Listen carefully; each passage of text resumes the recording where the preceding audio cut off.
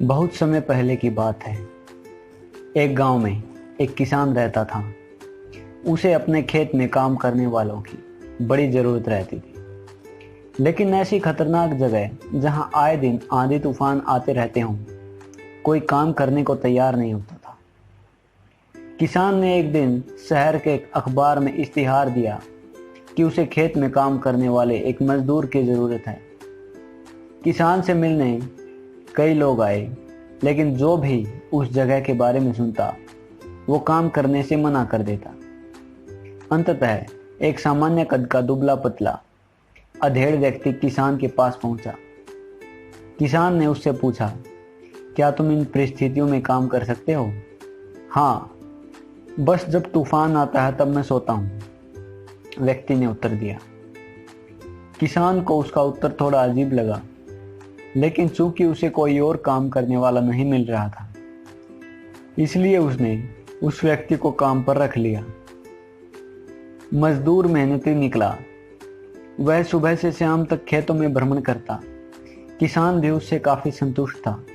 कुछ ही दिन बीते थे कि एक रात अचानक से जोर जोर से हवा चलने लगी। किसान अपने अनुभव से समझ गया कि तूफान आने वाला है। वह तेजी से उठा, हाथ में लालटेन ली और मजदूर के झोपड़े की तरफ दौड़ा। जल्दी उठो, देखते नहीं तूफान आने वाला है।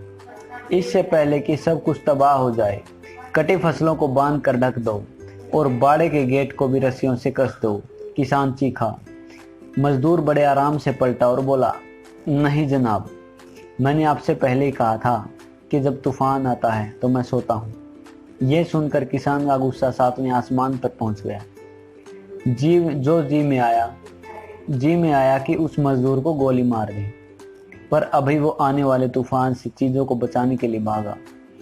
किसान खेत में पहुंचा और उसकी आंखें आश्चर्य से खुली की खुली रह गई। फसल की गांठें अच्छे से बंधी हुई थी और तिरपाल से ढकी हुई थी।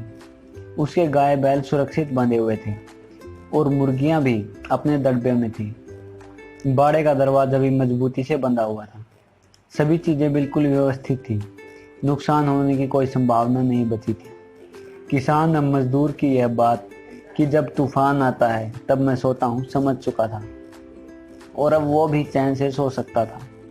हमारी जिंदगी में भी कुछ ऐसे तूफान आने तय हैं। ज़रूरत इस बात की है कि हम उसकी पहले से तैयारी रखें, ताकि मुसीबत आने पर हम चैन से सो सकें।